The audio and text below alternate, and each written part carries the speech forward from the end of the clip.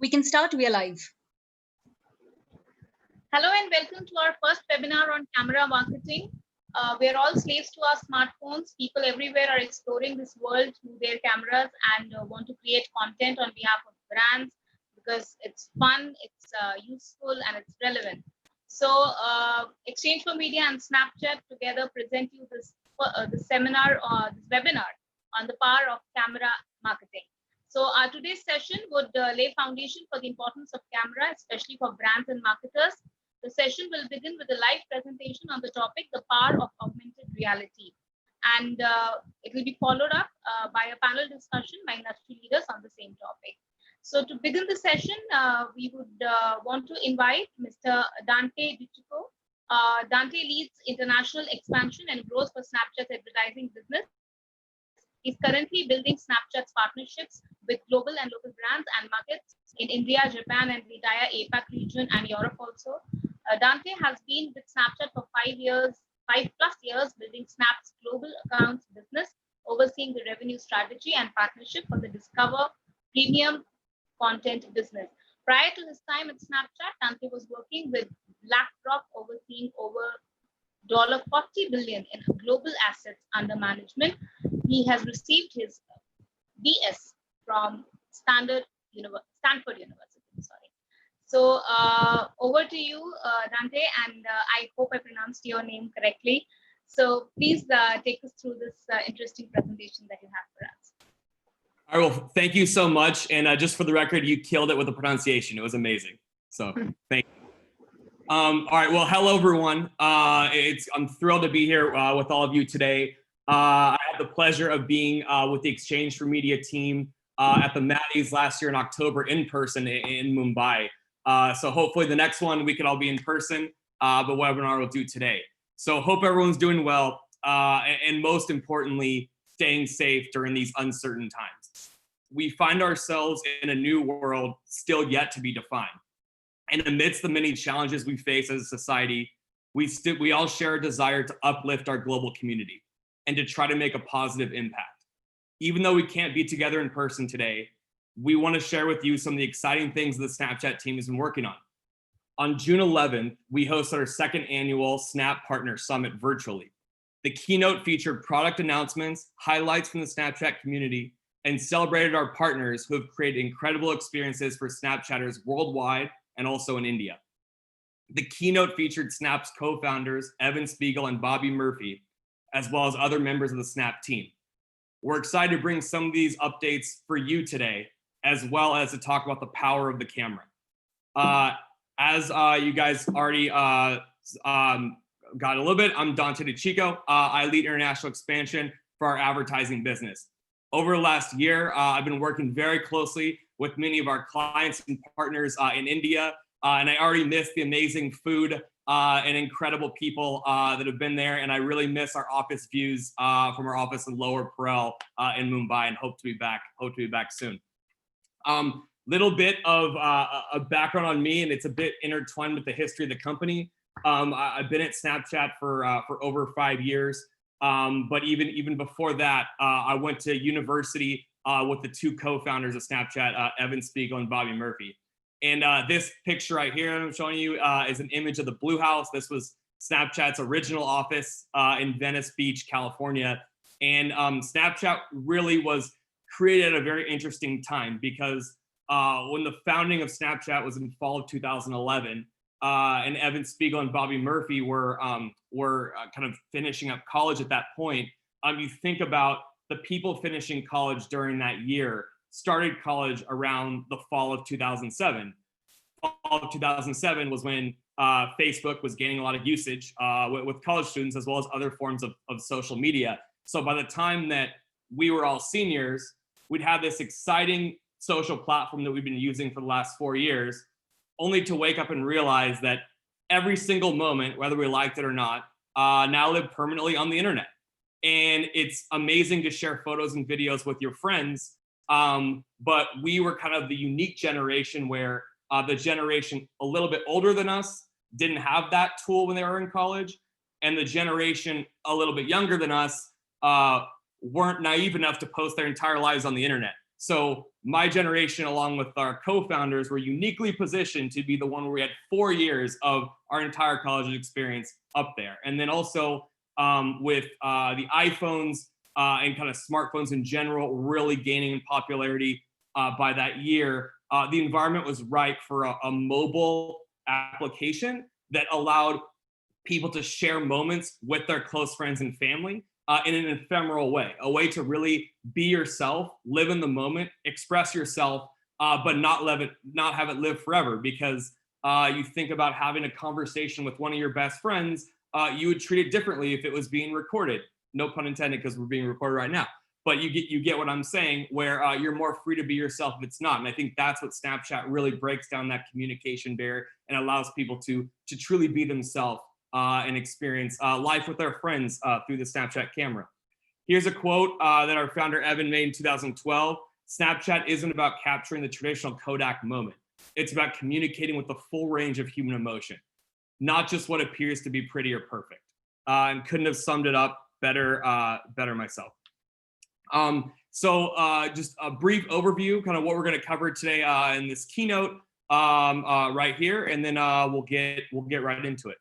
So our company has 3 main themes for 2020, which we also outlined at the Partner Summit last week as well. So the first one is building platforms. We're building platforms that scale and allow us to deepen our relationship with businesses beyond advertising. Now, what does that mean?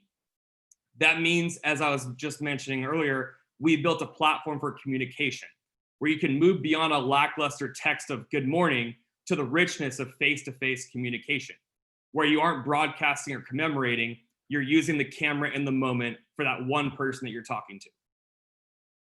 We've built a platform for entertainment, where you are or where in the world can be a leading game. That could be a show or a mobile TV show or a Snap game, as we've launched our gaming platforms very recently. And there you can see a really fun example of one of the great games we built on our platform. We built a platform for search, visual search that is, where the camera is smart enough to know what's in front of you and give you useful and fun content that's relevant. And as you can see right here, is a really cool Amazon integration that we worked on last year. And then we built a platform for commerce where your phone can bring the retail experience right into your living room, as you can see right here with these Nike shoes. So the camera has really transitioned from hardware to software, and Snap is leading the way through this and through product innovation. The second of our 3 themes is embracing our principles. We as a company need to walk the walk in places like user well-being, privacy, accessibility, and trust. These same principles apply to our business. As I mentioned earlier, being at Snap for over 5 years, when I first started, we didn't even really have a new hire orientation. It was a startup. We just kind of got our laptops and go figure it out. But the one thing that we spent a lot of thought on, even on my first day at the company, was privacy, security of data, and really ensuring that our users had a safe and brand safe environment in the platform because of the communication nature of our platform. That has really been at the DNA of our entire company up to this point, and it's something that we're very proud of. And then the third is bridging the physical and the digital worlds. We're investing products that bring these 2 worlds closer together through ubiquitous computing, enabling deeper relationships with friends and utility in the world around you, which is going to be most of what we talk about today. Now, next, I would like to share with you a video. Obviously, as touched upon at the very beginning, the world has changed quite a bit in the last few months. Given the unique visual nature and communication nature of our platform, Snapchat has been a powerful tool for our community to express themselves during this time. And there's been a lot of amazing people and content that surfaced over these last few months. So I'd like to share some with you here today. It's day number 3,462 in quarantine. We are having a really hard time. Quarantine without Sylvia. Morning. I can't even imagine it. My little sister, she's an IT nurse. I'm like myself and I can't visit my loved ones. I'm making a favorite dish. Ich glaube auch, dass wenn ich es wieder nicht hätte, nicht so positiv. We're like, I'm feeling moody today, so let's dance. I'm always working, I'm always doing something. All of a sudden, that's just... When I heard the news that another Black person was killed unjustly by law enforcement, I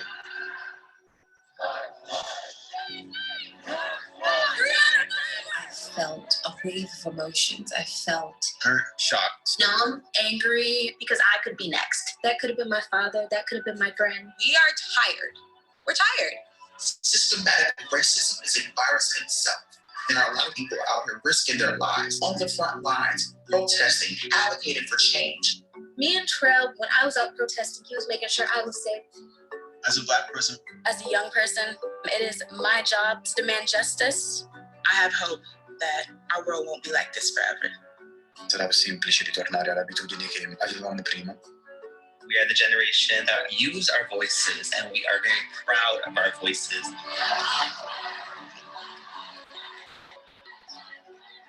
These are our lives we are protesting for. Let's keep making noise because we're making a change.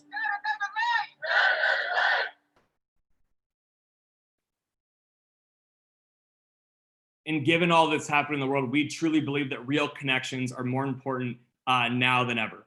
We're currently seeing sustained communication behaviors on Snap that eclipse even the individual peaks we see during major holidays as more and more people are sheltering in place around the world.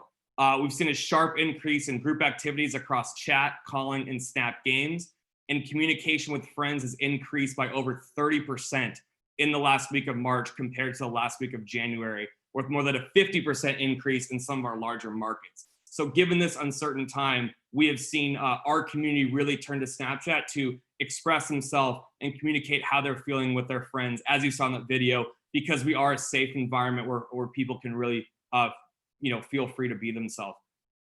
And there's me with the squad bitmoji, me referring to me and my friends.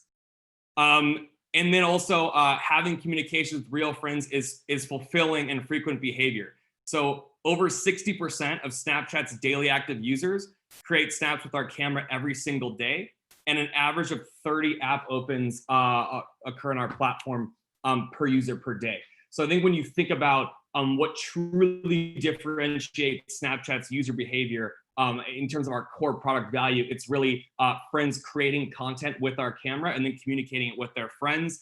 For those of you that use Snapchat, when you open up the application, it opens directly to the camera. So quite literally, the first thing you're prompted to do is to start creating content and communicating with your friends and family. And our Snap community over the last year in particular has grown a tremendous amount. We just recently announced that globally, we have 229 million daily active users. So these are people that use the platform every single day, again, on an average of 30 sessions per day, as I mentioned before, and again, 60% creating content every single day. So seeing tremendous scale globally. One of our core pillars, and this is going back actually to early 2019, building a local business globally. So our true goal is to really invest in each community that we're building our business in internationally, India being an absolute top priority and key strategic important market to the company. Again, I've been fortunate enough to have been in India several times over the last year and a half, and I can truly say that we've hired some amazing people. Prasanna, who you'll meet later today, is kind of one of the first people on our Advertiser Solutions team. We opened up an office in Mumbai last year, and overall, our audience in India has grown over 120% year over year. So we are really seeing the investments we've made to localize our business in India bear fruit. We've invested in local content, local augmented reality experiences, local strategic partnerships, and as you'll see later, Indian brands really embracing and adopting Snapchat across all of our products. Right here is just a quick sampling of some of the local publishers that we have producing content. Our application in India is available in over 10 languages, and we expect that to continue to grow. Right here, I'll show you a little brief highlight of what Discover, our premium content section, looks like. And as you can see, if we were in person, I would point to the screen, but as you can see to the top right, a Spotify ad that's called a story ad, that's Spotify promoting their Diwali playlist. So I'll show you me scrolling through the feed, watching a quick video on rugby, and then going into the Spotify one.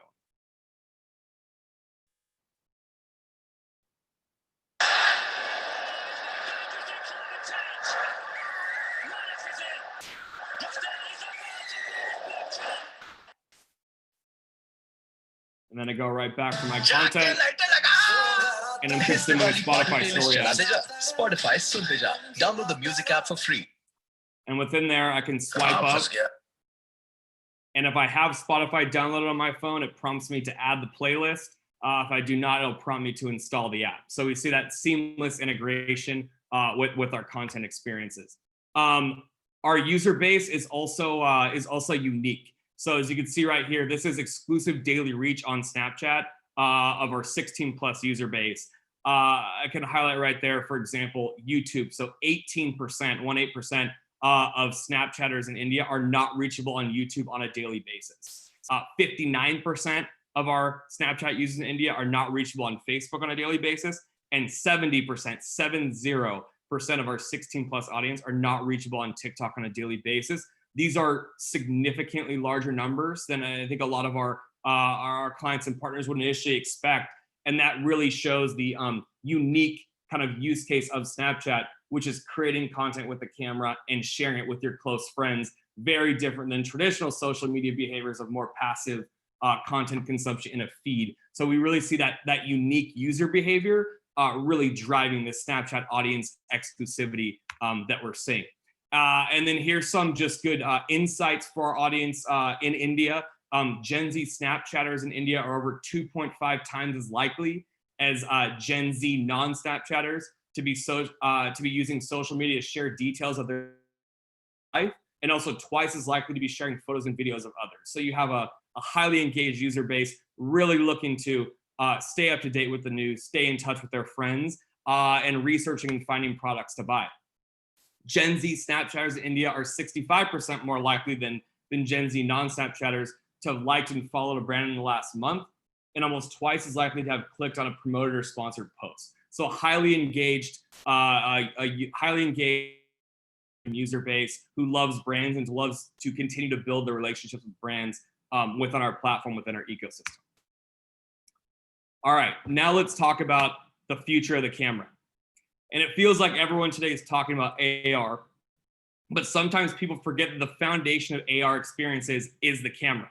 The camera is the device that can enable us to layer the digital world over a physical one. One of the top 3 pillars of Snapchat as a company in 2020. And so before we get into how brands can use AR, I want to take a step back and talk about the importance of the camera. On average, 4 billion snaps are created every day on Snapchat globally. Just take a moment to let that sink in. 4 billion snaps created every single day. So when we talk about 229 million daily active users, 60% of which are creating this content every day, we're seeing tremendous engagement. This has been from a very thoughtful and methodical product development over the last 5+ years. And I remember we first launched Lenses, which is our augmented reality experience, in September of 2015. And we're incredibly excited and proud to see all the great usage and momentum we've had and all the great product innovations. And we're excited to talk about some of that with you today. Cameras are powerful tools capable of far more than documenting special moments. They're becoming faster and smarter, unlocking new ways to retrieve information and display content. And through augmented reality, cameras give us a way to render digital experiences in the most natural way possible directly onto the world. Quite literally overlaying digital experiences, digital computing experiences on the physical world. And that all equates to over 170 million Snapchatters engaged with augmented reality on a daily basis. So this is not just an experiment. This is quite literally a core use case of our entire platform. And as people have turned to video conferencing to connect with friends and family, we've seen more than 30x increase in downloads of Snap Camera. This is our desktop app, which allows people to add our entire suite of lenses to whichever video service they use. So that 30x increase has been incredibly exciting. And even platforms such as Zoom, what exactly we're using, you can do it. And if you'll humor me, I'll even do when I do in-person presentations, I love doing live demos. So I'm going to attempt a live demo right now over Zoom. So let's see how we do it. And I'm going to use the snap camera right there. And as you can see, I got I'm kind of turning into Bubble Boy right there. And then I got some stuff coming on my eyes right there. So this is a desktop app, a web app that you can add. You can download it right now and use it. And it's been an incredible way to make video conferencing, work meetings, virtual meetings a little bit more interesting. This is baby face me. So if my mom's watching this, this is probably the version of me she'd like to see. So say hi, mom, right there too. So now back to our regularly scheduled program.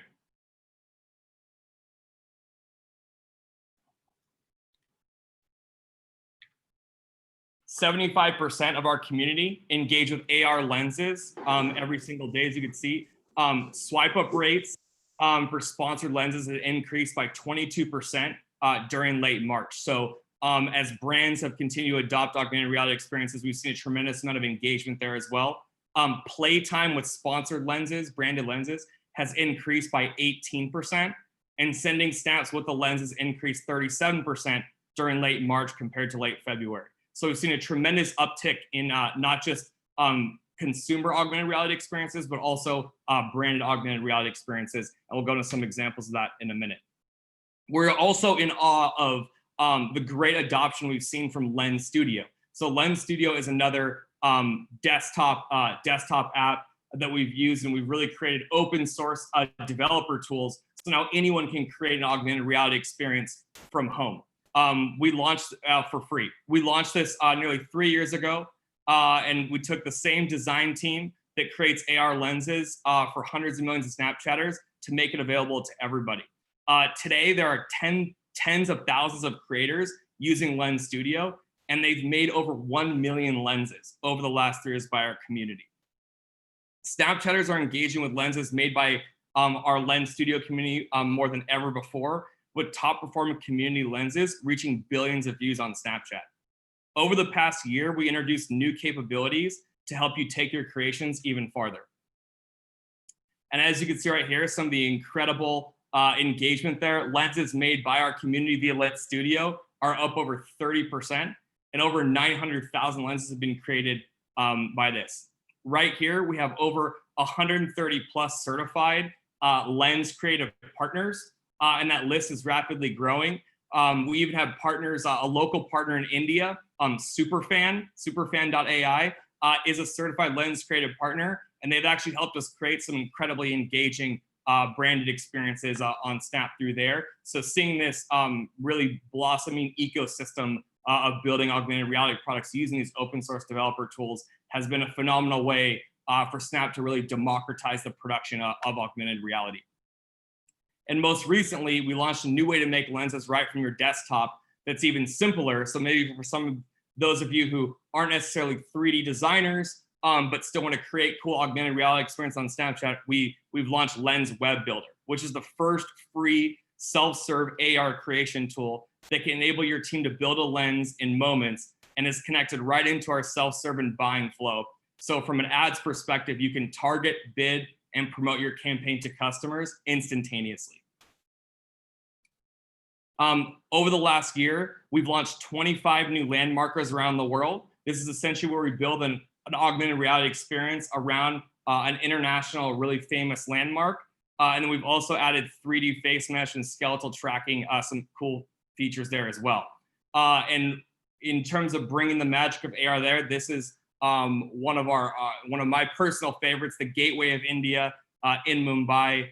This is the first landmarker we ever did in India. It's an incredible experience, and now brands can take part of that as well. Now I'd like to hear from one of our computer vision engineers, Keepan, who could talk more about using the Snap camera to connect the physical and digital worlds through augmented reality, really building off of the success and engagement we saw in landmarkers over last year to really take it to a whole new level going into the next year. Hi, Key Pan here, computer vision engineer. My team at Snap works to help make our camera smarter so it can better understand the world around us. Last year, we introduced landmarkers, which enabled the Snapchat camera to understand individual buildings and allowed lenses to interact with some of the world's greatest landmarks. Now, we've continued to evolve the technology to understand and augment larger areas, unlocking exciting new capabilities. Using various sources of data, 360-degree images, and community snaps, we're able to build up a digital representation of the physical world, a point cloud representing the geometry of the surfaces around us. Combining this with 3D reconstruction, machine learning, and distributed cloud compute, we're able to map whole city blocks. Meet local lenses. Now, Snapchatters can join a persistent shared AR world built right on top of the physical one. You and your friends can step into these worlds together, collaborating creatively and experiencing a whole new dimension of AR. As our team continues to build these new worlds, we hope you enjoy experiencing the power of them.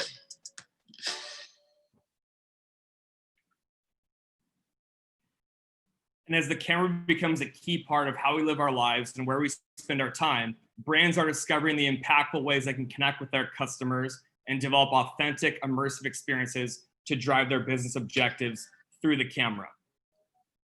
This is the power of camera marketing, the power of cutting through and building experiences, not exposures.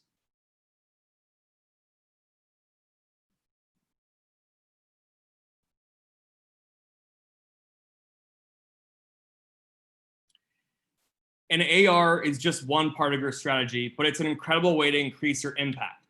Campaigns that add AR to their video ads increase the reach of their campaign by 31%, and we see a 2x higher ad effectiveness. And here's a great example from Holy very recently. So essentially, as kind of we were talking a little about earlier, there's really two ways to for brands to engage users on Snapchat. It's through the camera, through augmented reality, and then it's through video, through the content side of our app. You saw a really good example of Spotify running that earlier within our Discover section, and right now we're talking mostly about camera. So really, what this is saying is that when brands kind of leverage really two of the big platforms within our application, the video platform and the camera platform, it adds a 2x multiplier on the effectiveness of those ads and really creates an incredible holistic experience and really adds to the consumer journey as they're going through their experience on Snapchat on a daily basis. And Snapchatters lens AR experience behavior during COVID-19. So very recently, kind of touched on this earlier, we've seen an 18% increase in sponsored lens play time and a 22% increase in sponsored lens swipe up rates. So incredible engagement there, something we're really excited about and momentum we're looking forward to continue to build on. Now let's talk into the 3 C's of camera marketing. Conversation, commerce, and customer. And what we've learned is that the camera is a powerful tool throughout the marketing funnel, from top of the funnel awareness to the bottom funnel of customer advocacy. And we really believe on Snapchat, brands can achieve all 3 of these objectives, all using augmented reality experiences. And now I'm going to show you how. So first up is conversation. The future of the hashtag is visual. So I like to relate this strategy to something you are all familiar with, which is the hashtag. Been around for a while, or at least in digital terms, it's been around forever. When we think about the purpose of the hashtag, it's to enable a collective conversation around a single topic. We believe the future of the hashtag is visual. The incredible thing about camera experiences is that you aren't just making content someone consumes. You're making content that someone creates with. And to demonstrate some of the power of that, we believe that on Snapchat, the camera is the new keyboard. There's no need to type. You just point your camera and begin to explore the world around you. From solving a math problem to even seeing what type of plant you like right here in your living room. You could literally use your camera on Snapchat today to learn the name, origin, and even how to take care of your favorite plant through an integration with PlantSnap. They've developed the ability to identify 90% of all known plants and trees and more than 600,000 types in their database. If you're like me, you don't really have a green thumb, now SnapScan can be right at your fingertips. And next one, my personal favorite, dog scanner. So you can literally hold this up against your favorite little furry friend and see what type of dog breed this is, or to even play around and have a fun time with your friends.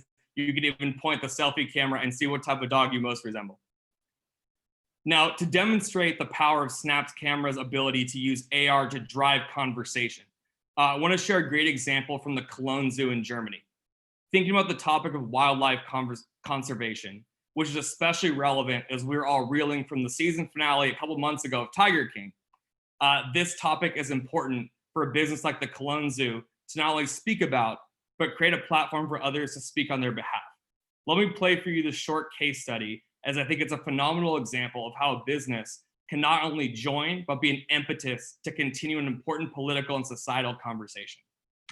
Million species face extinction. 5 million years of rhino history are coming to. We have to act now.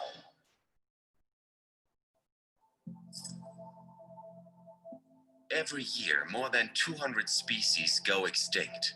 If we don't act, species like the Asian elephant, Siberian tiger, and Philippine crocodile will continue to vanish until they're gone. Many people don't realize that zoos play an important role in the fight for wildlife conservation. Cologne Zoo is a modern, scientifically led zoo. We do a lot of research and have many conservation projects, but not all of the people know. We wanted to bring this issue, conservation, to life in a way that felt urgent and encouraged the young generation. The Cologne Zoo partnered with Snapchat to show the danger of extinction. With Photo 3D technology, they created digital copies of threatened species. In the zoo, they moved the animals and placed snap codes in the empty enclosures. On Snapchat, visitors were taken to a dark future in which the animals only exist digitally.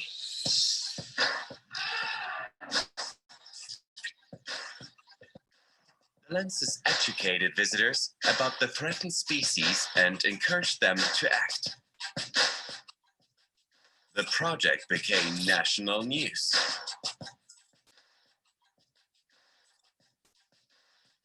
Wurde eine Augmented Reality Lens, der an den Stellen, wo gerade kein Zootier lebt. Across Germany, Snapchatters learned about wildlife conservation and got engaged. It shows that people do care, especially when you speak their language. I'm really proud about the Snapchat project, and we hope in the future even more zoos follow.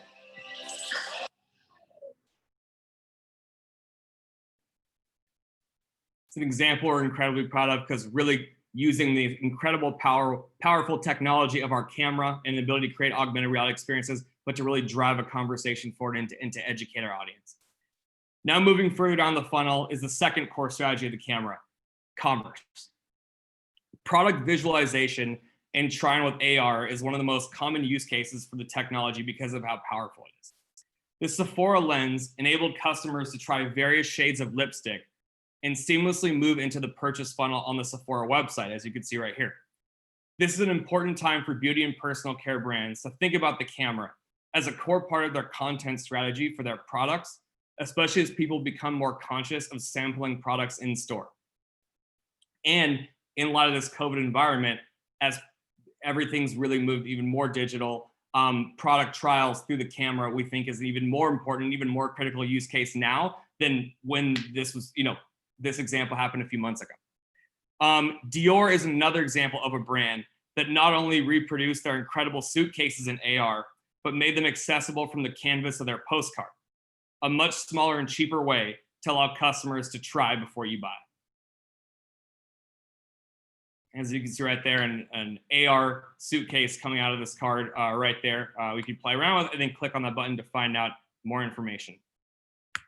Lastly, Polo Ralph Lauren created a dual experience that was both utilitarian and fun, where users could see the latest fashion on the selfie cam and flip the camera to then play a game. No matter your mindset, you had an experience to engage with. The campaign was very effective at driving sales. Users exposed to both the lens and the snap ads generated a 19% uplift in sales on Ralph Lauren's website. So that really further emphasizes the point I was making earlier, where combining video and augmented reality really does act as a force multiplier across our platform. There's a real world example right there. And then lastly, AR is an incredible canvas for education for your business and organization. Love the social cause example, seeing Cologne Zoo, and now we have World Health Organization, another very timely one. They recently partnered with us to educate our audience with critical information on how to stay healthy during the coronavirus pandemic and how to get involved. Through a marker lens experience, we turn global currencies into a canvas for users to learn about the work the World Health Organization is doing to try to stop the spread of the virus and encourage users to tap and donate. Lastly, the customer. The future of the customer interaction is immersive and influential. We believe that brands should own the digital layer around their physical goods. In December, we worked with two of the world's leading brands to make their logos scannable from the Snapchat camera, so the brands can deliver to their customers experiences and get unlocked after purchase, extending and enhancing this moment of joy. As you see right here, McDonald's and Coca-Cola on the Snap camera, recognizing the Coke logo on the can, put it over there, scan it, and then it comes out an AR experience. There's the famous Coca-Cola polar bears, highlight every year during the holiday season. This year, I think that McDonald's and Coca-Cola really leaning into this approach of really tying the physical world to the digital world, bringing a product experience to life when it's right in your hands. And the last example I wanted to showcase is for FabFitFun, a brand that has successfully hit all the 3 C's in camera marketing. From helping people to share their love for the holidays through a conversation starter lens, to a commerce experience that targeted potential customers to try on the latest items in the upcoming FabFitFun box, to a customer advocacy campaign where after you receive the box in the mail, you could scan the box to unlock a marker lens that offered a coupon. AR isn't just one thing. It's not just for a product try-on or a splashy entertainment brands. AR is a format, just like video. It can be used in the upper funnel and lower funnel. What changes the strategy is the creative application and the way you distribute and target that experience to our users. And I'm proud to say that Snapchat has an incredible team that can work with you and your brand to really ideate, understand your business objectives, and create AR experiences that can reach all of your goals. The next right here is scalable and efficient AR lens distribution. So given that Snap, even from a consumer perspective, has been building augmented reality experiences almost for the last 5 years, we've now created a really significant ability to target, to create biddable lenses, reaching frequency, and actually do national takeovers where for a single day or 2 days, every user in India could see the same sponsored lens. So it really depends on, again, your goals. But again, plugging these AR experiences in the camera into our biddable auction-based environment really allows our clients to see efficiencies while also kind of pushing the limits on innovation and creativity. And then promoting content. You saw that Spotify example earlier. That one you actually could swipe up to an app install, but also the State Farm example right here. It's a video where you could swipe up, it takes you into the camera, and you'd actually use a lens as well.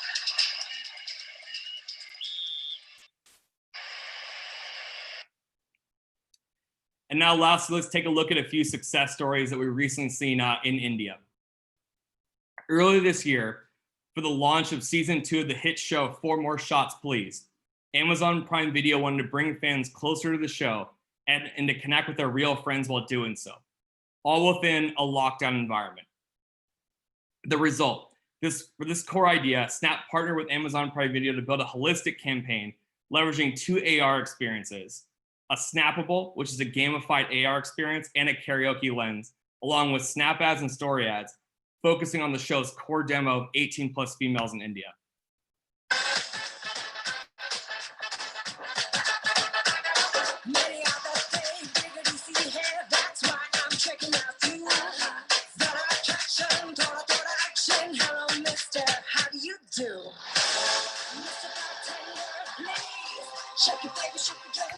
That was Prasanna, our creative strategist, and a very talented lip syncer as well. So here's another great example that PepsiCo did last year around their swag campaign in India. And right here is a direct quote. Snapchat allows our consumers to interact with the brand in the truest sense. It gives them a visual representation of swag depending on the choices they make. Again, very engaging experience. This was right around summer last year, and we're really thrilled about the execution we had with Pepsi. Then lastly, Spotify example. As we mentioned, our certified lens creative partners earlier, this was actually done with a partner, Superfan. This was actually the first ever sponsored AR landmarker, not just in India, but in all of Asia on Snapchat. This was Spotify taking over the Gateway of India in Mumbai to promote the Diwali playlist. And I'll let the video do the rest of the talking.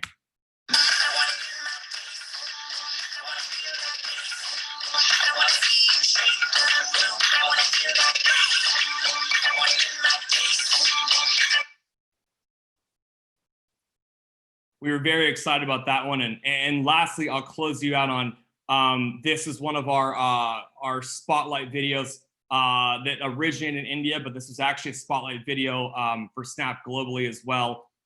This was through Snapchat's partnership with OnePlus around Diwali last year. And really the goal was to bring Diwali to the world. And given you have obviously a large community of Indians outside of India celebrating Diwali, kind of Snap and OnePlus put our heads together to think about how can we connect them through the power of AR, through the power of the Snapchat camera during this time.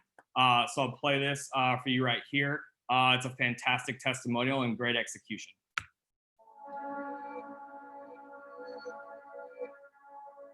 My name is Jasdeep. I go by Jasu. My name is Atmika. I live in Mumbai. I've known Atmika since we were younger.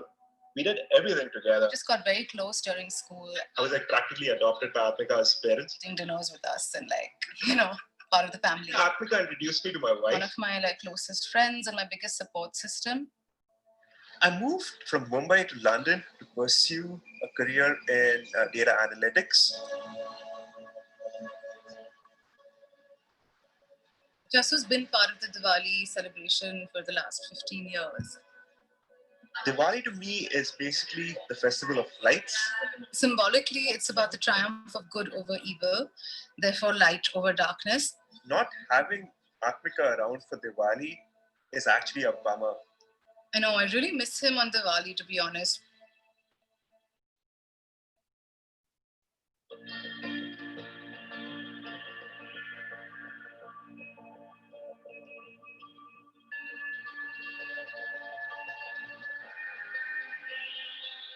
I was blown away by what Snapchat and OnePlus did on Diwali. I thought it was super cool. I've never seen something like this.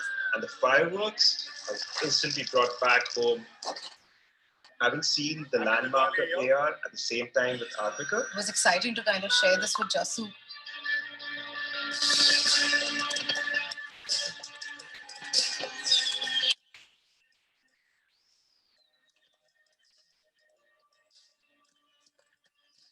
He was at Gateway of India in Bombay, and I was at Tower Bridge. We were both looking at the landmarker, celebrating Diwali at the same time, 5,000 miles away.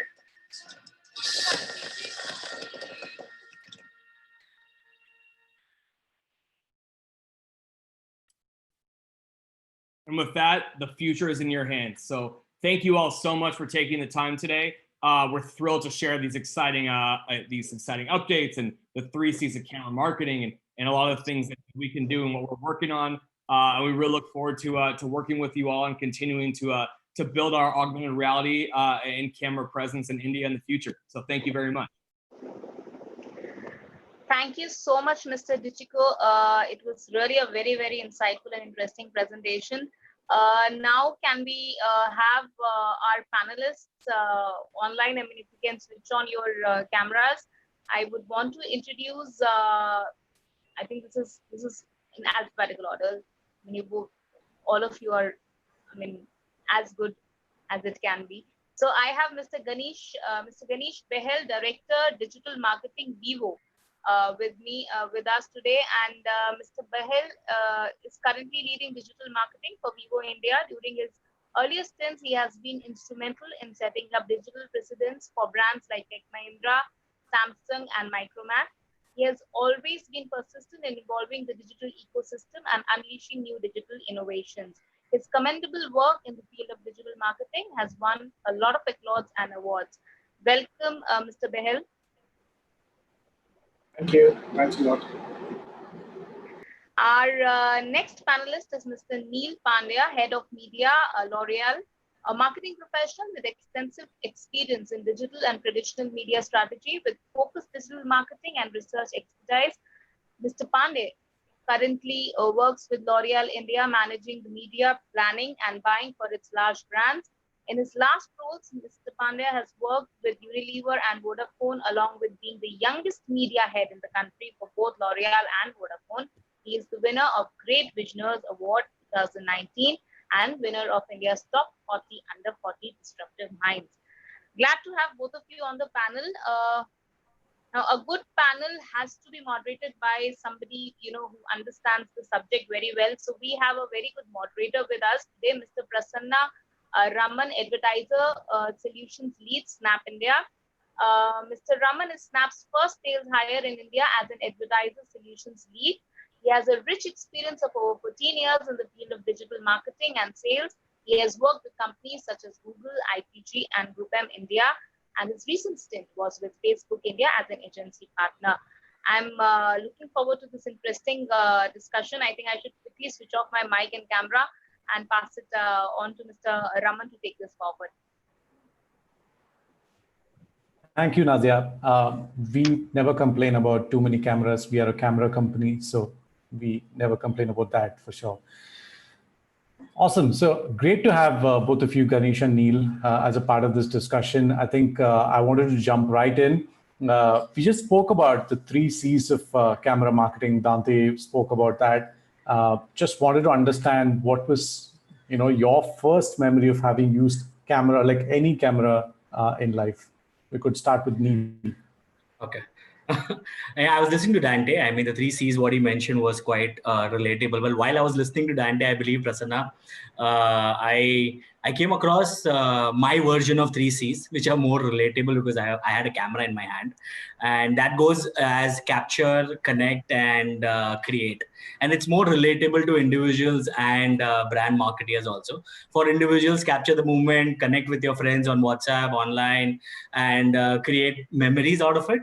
For marketers, capture the key visual, connect to your target audience online, and create stories in the form of campaigns. I think that's more relatable, which I felt when I was listening to Dante. And to your question about when did I use camera first time, I believe it would be into my school days.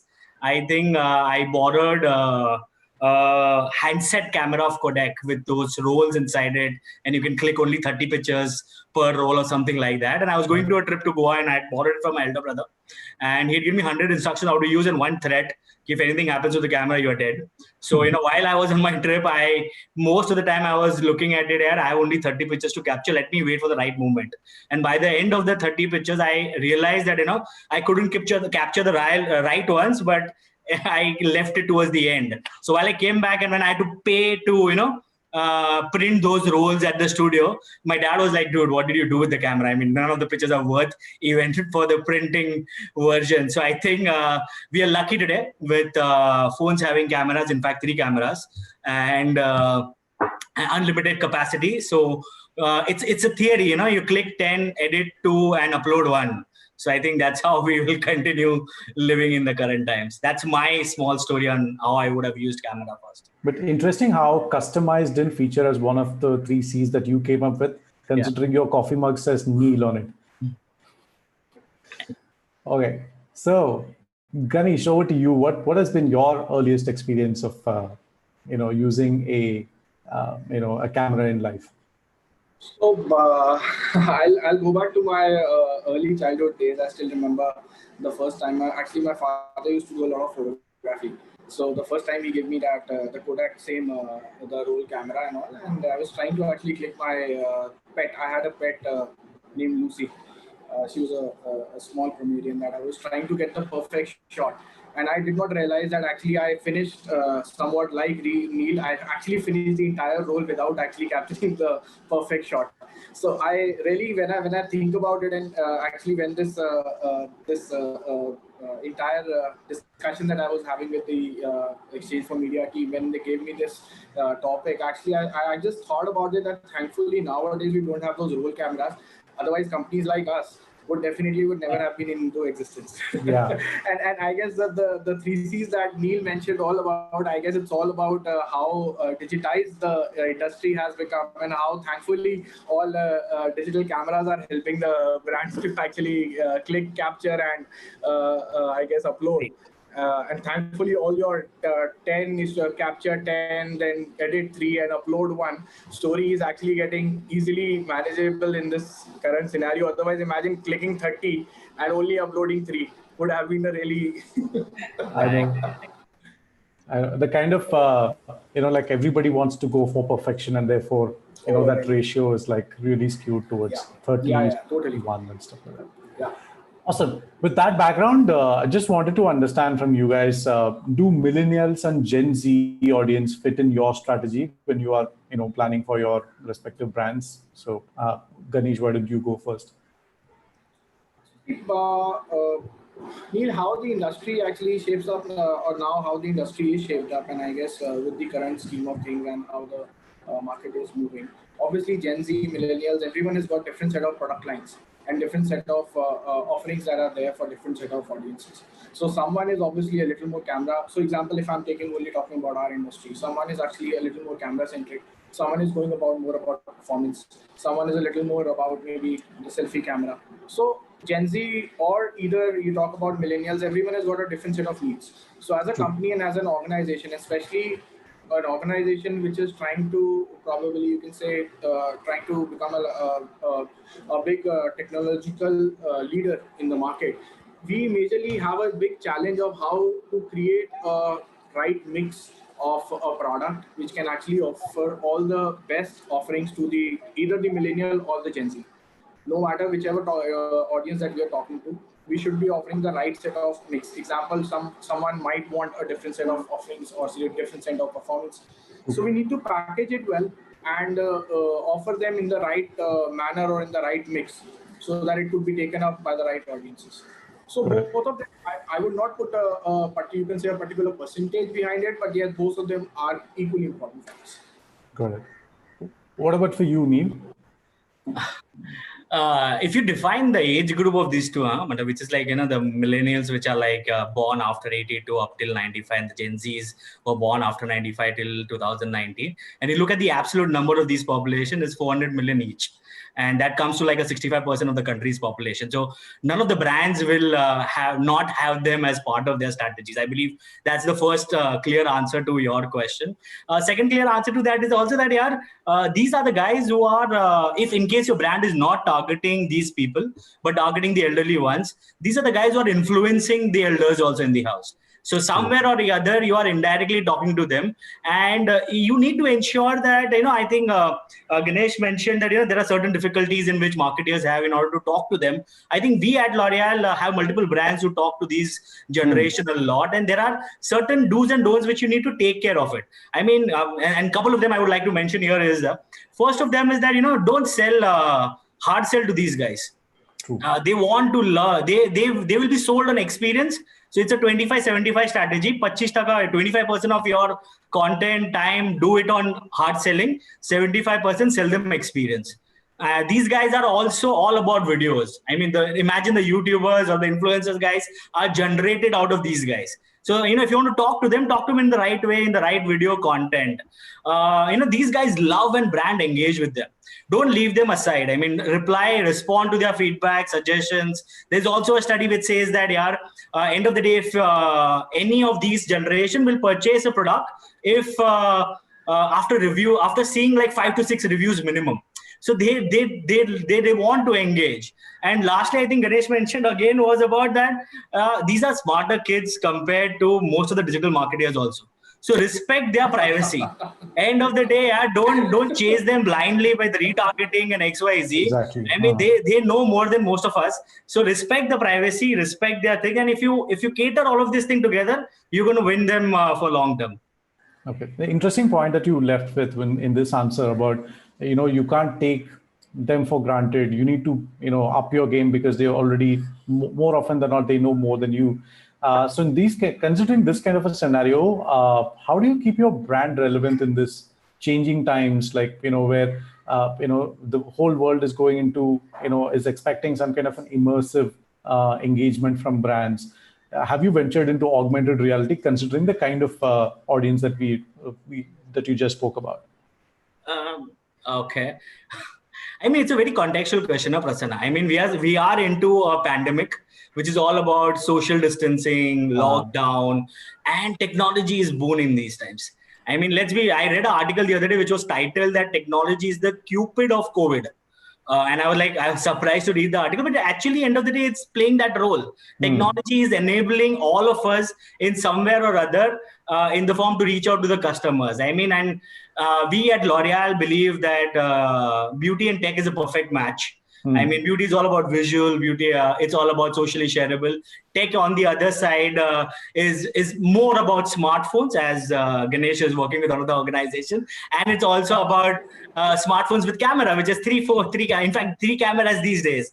So it's a perfect match, and we believe the future of beauty is the tech beauty. And that's where we do a lot of, and in the current scenario of social distancing and lockdown, I mean, virtual try-ons is picking up a lot for brands like us. I'm sure. I mean, e-commerce sales are coming up, and if anyone in the house, if anyone in your house wants to buy a lipstick shade, they want to know how it looks on them before they make the purchase on the e-commerce. So virtual try-on is playing a big role. I think that's how I believe brands are relatively adapting to this scenario, and it's the future. I believe. I think it's interesting time for all of us.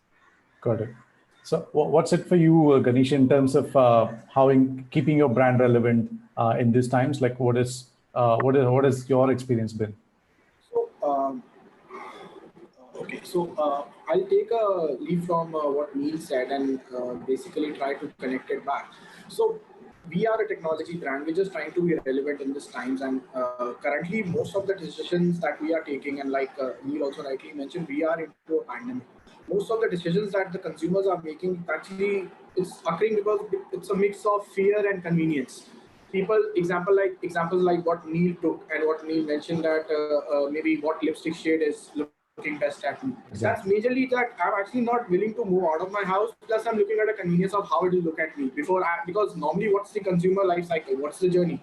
I'm used to going to the store, looking at it, and probably see how the shade looks at me, and then be relevant or probably buy it. In a similar scenario, however, we as a brand, we have a different set of challenge wherein we have to we are selling technology. And consumer, and we are a very, very high involvement category. Around 60% of our users are actually doing, or probably like you also mentioned, watching around 6 to 7 reviews before I go and make a purchase.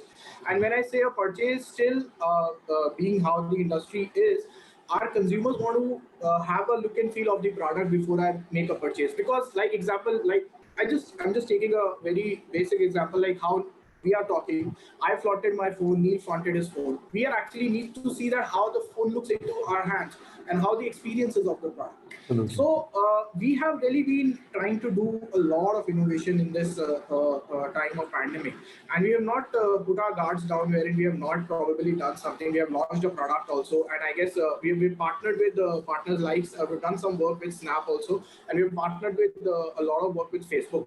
So we have an AR solution on an unboxing of a product, because in our category, unboxing of a product plays a lot of role as to what all am I getting, how does the product look in terms of the colors, the feel, the camera experience and all. So what we thought was that what if the consumer can't come to our stores? What if we can actually create a solution wherein we can actually move to their store or their houses? So we created an Instagram AR solution wherein you can actually go engage with the brand, look at the different colors of the phone, look at what are the key USPs and why are you can actually experience them also. So even if I'm talking about the camera USP and anything, it can actually tell you what the basic basic need is. And if you are interested, we can actually connect you to the nearest store.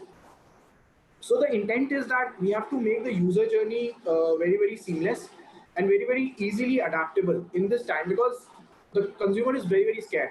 So what we are saying is that you don't need to step out of your house. You experience the product, you like the product, you play with the product. And if you like it, we will actually connect you to the nearest store and the guy will come to your place, will deliver the product. You don't need to step out. So those are kind of things that we will have to probably, and I guess the industry is eventually moving into that direction, wherein we will have to look at more modernized and I would say more consumer-led solutions, because even whether it's a millennial or it's a Gen Z, they all know what they want here. So Absolutely. we can't at the end of the day judge or probably one size fits all. It can't be the solution like that. So we have to create communications like Neel also mentioned, have different set of video or camera, maybe video or solutions, or maybe look at how we can work with influencers and all.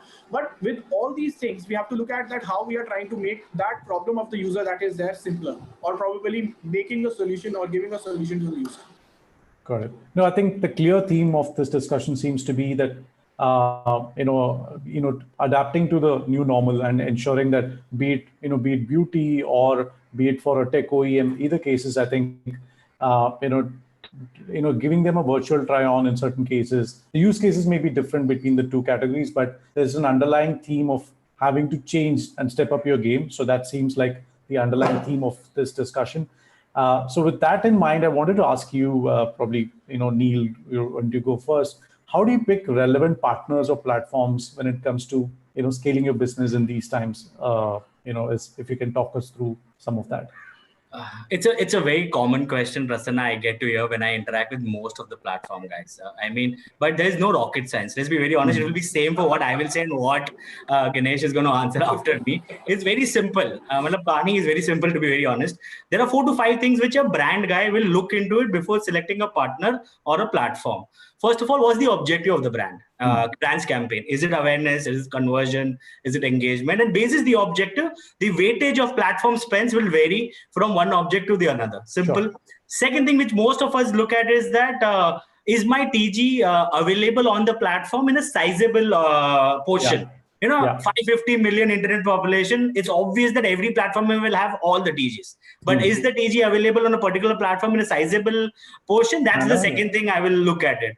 Third thing is targeting opportunities. I mean, in the we all know unified measurement, unified targeting is not available. So the only thing what the platform is, giving opportunity to the brands in terms of sharper targeting, that's the third thing which most of the brands look at it. Fourth thing is platform's ability to adapt to brands' requirement.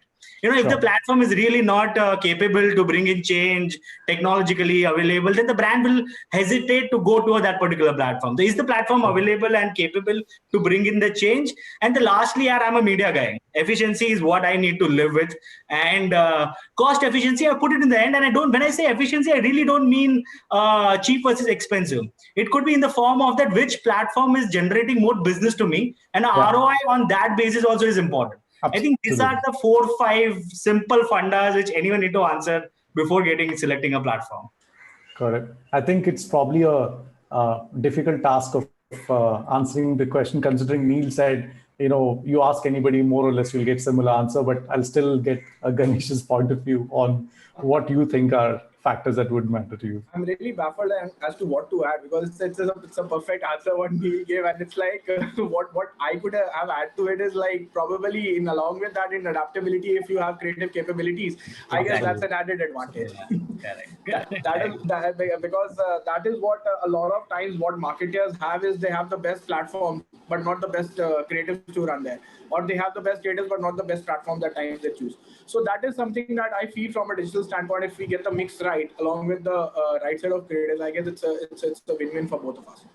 Got it. I think the clear takeaway is the bedrock of the whole process is, do we get efficiency and efficacy from the platform, and everything else is add-on, like are they adaptable, do they have creative capabilities, and so on and so forth. But Prasanna, efficiency, like Neel also mentioned that probably as a marketer, when we come on board. Now, we keep all these efficiency and everything as the bottom line, or we will not probably look at everything in terms of from an efficiency perspective. Yeah. Example, if I'm looking from, I'm just taking an example. If I'm looking at an AR solution, I'm looking at what my objective is. What he rightly mentioned was, what's the first point that you have to look at is what's your objective. If I'm looking at an upper funnel solution, I can't think of that tomorrow and look and say, yeah, it did not help me drive more sales.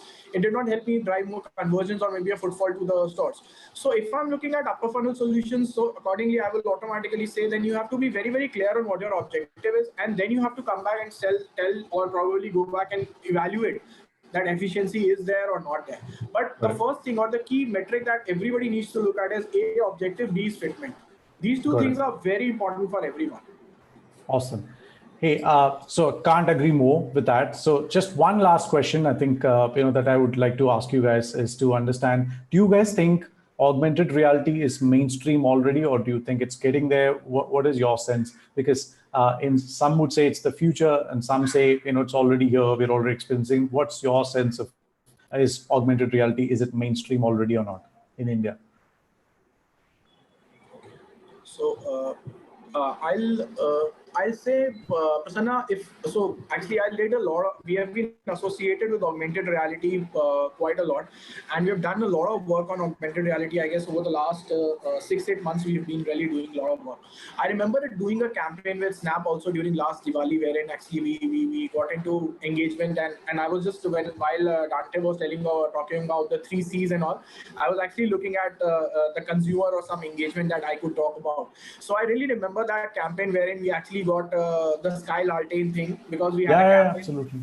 Because we had a campaign wherein actually the consumer needs to send a Sky Laltain and all. Yeah, it had Om Jai Jagdish Sharif tune playing in the background or something like that. So the thing was that at that time, I feel maybe AR is something that it's new, maybe things are happening. But if you talk to me today and ask me that, Ganish, what's your point of view on AR? I seriously feel it's there to stay. It's become mainstream, and trust you me, I guess a lot of brands are going to move to it. Yeah, I'll be very frank, in our category only, I've seen at least 4 brands doing the same AR solution, but in a different format.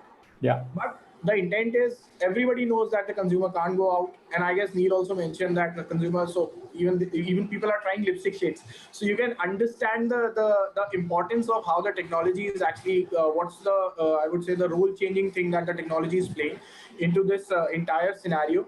And I guess it's, I would not say that it's a good situation to be in, but I would definitely say that sometimes being into tough situations help us to get better marketing solutions, or the best marketing solutions possible in the market.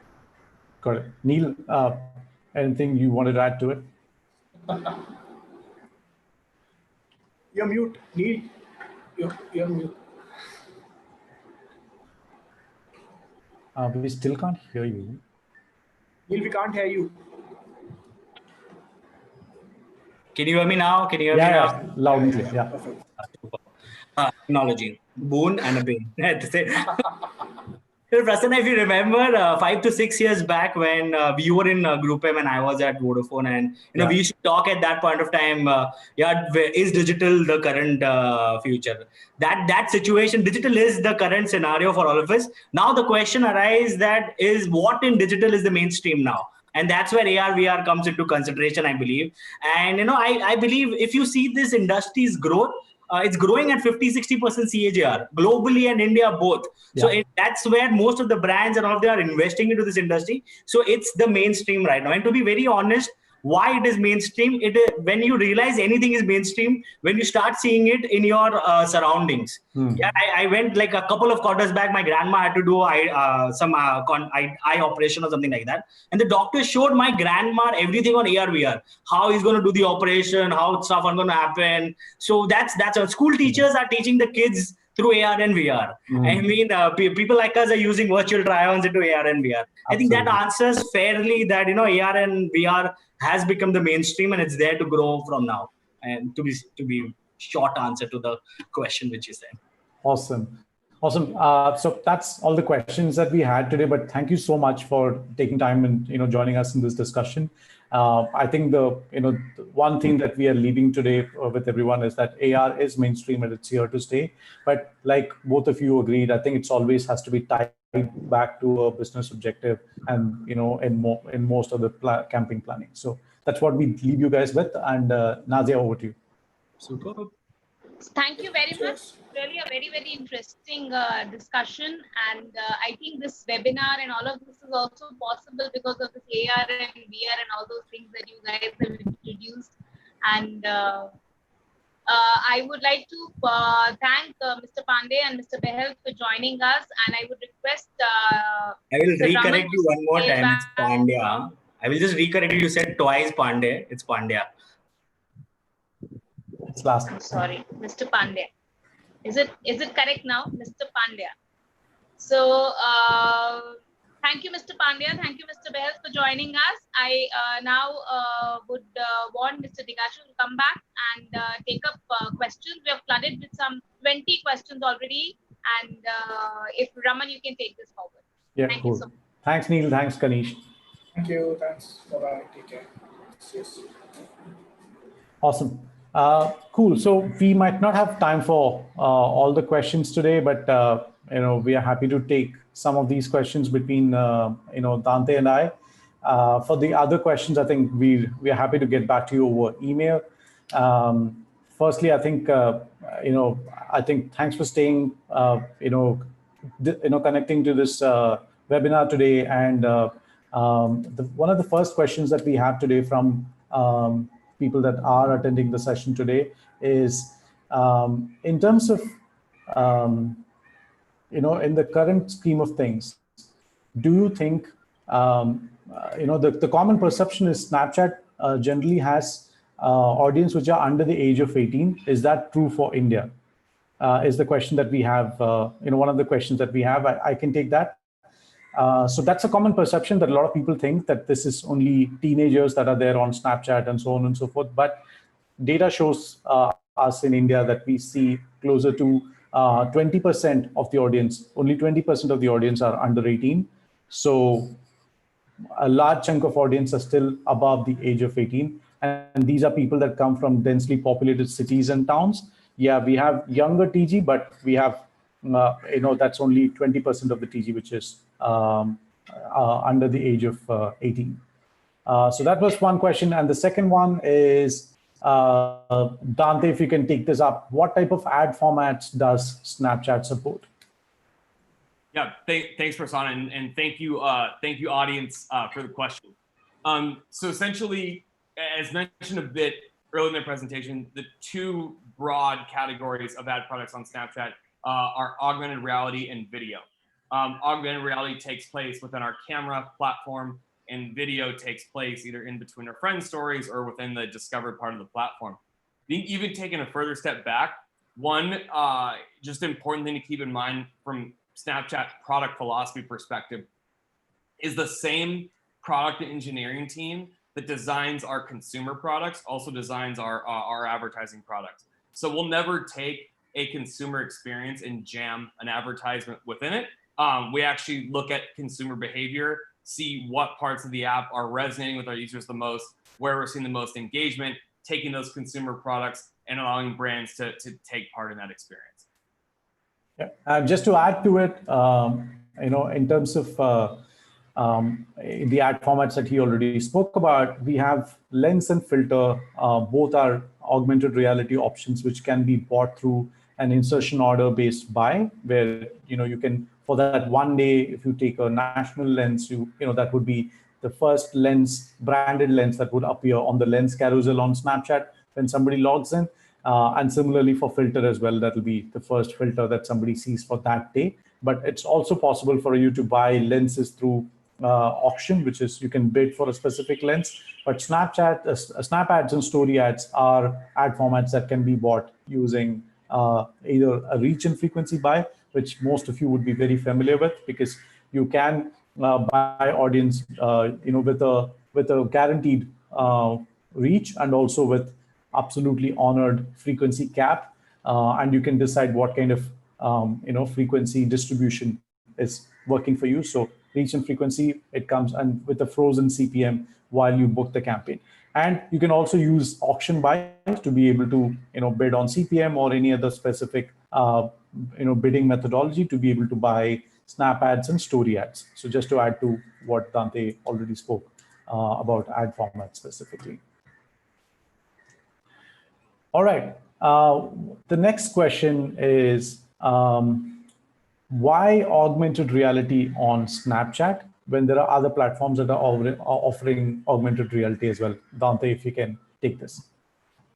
Sure. So I think one first thing to keep in mind as we were speaking is we've been doing, even though we're a relatively new and young platform, right? Snapchat's 8 years old, and a lot of other platforms are older, but we've been doing augmented reality in the camera the longest.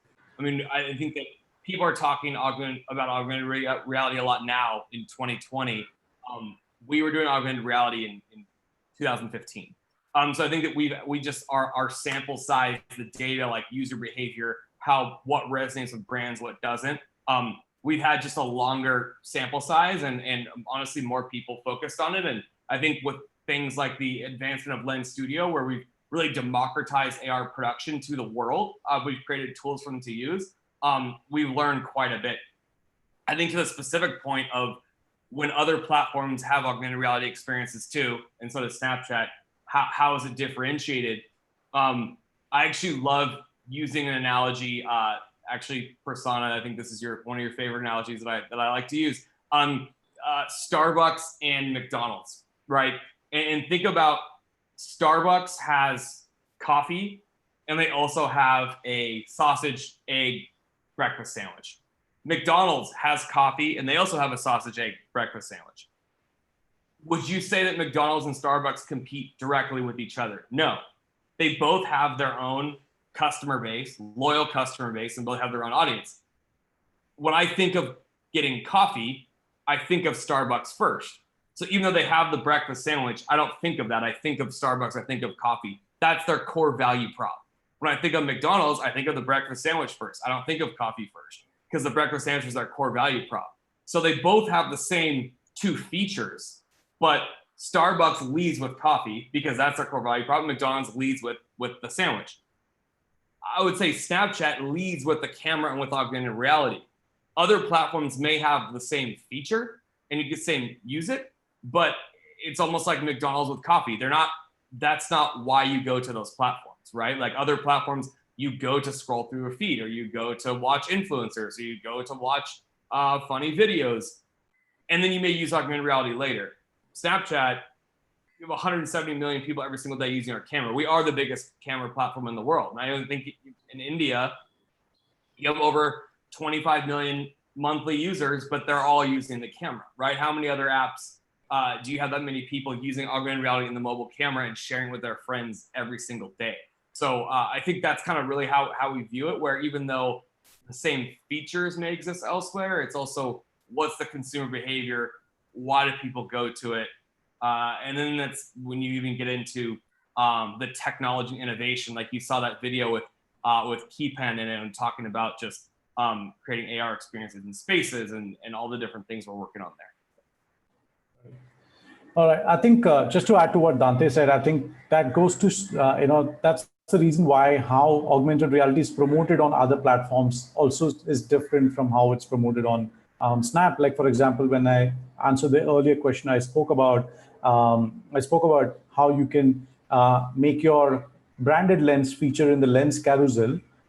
Lens carousel, we are able to offer advertising options within that because we are confident of number of people coming to lens carousel on a regular basis, because people are habituated to coming to the lens carousel or even use filters to be able to use those enhancements to the kind of content that they're creating, which is not possible in a lot of other platforms where you need to find a different way of promoting augmented reality in a roundabout way. I think that's the key difference. And I think difference is the user's mindset when they come to Snapchat versus other platforms as far as augmented reality is concerned. I think we have time for one more question. I think that question is, how many languages does Snap support in India? I think it was covered in one of those slides, but that slide also had an interesting Spotify ad. So no wonder somebody missed it. But So that's the number of languages that we support in India is 10. So we started off with Hindi, Urdu, and then we had Marathi, Gujarati, and Punjabi. And then we later on added the 4 prominent South Indian languages of Tamil, Telugu, Kannada, Malayalam, and Bangla as well as the 10th language. So we have Snapchat is being offered in India in all these 10 languages. There was a question on can we get sizing for different regions in India. So I just wanted to, like, some of the brands would have heard from our sales partners in the market, which is Tyru, or you would hear from me in a lot of these instances that you have a self-serve tool called Ads Manager, with which you're able to buy ads using biddable media. Apart from being able to run ads to that Ads Manager, you're also able to get audience sizing from that. For example, if you want to know how many people from a specific state are on Snapchat and stuff like that, you can get that audience sizing easily using that Ads Manager as well. So I'm happy to connect offline, and when we answer a lot of other questions that are there, which we don't have time to answer today, I'm happy to send you more links about where can you read more about getting yourself familiar with the self-serve tool called Ads Manager. So that's all the time that we have today as far as questions, but thanks a ton for tuning in, and over to you, Nazia. Thank you, Mr. Raman, and thank you, Mr. Dikach. I'm sure I'm pronouncing it correctly, right?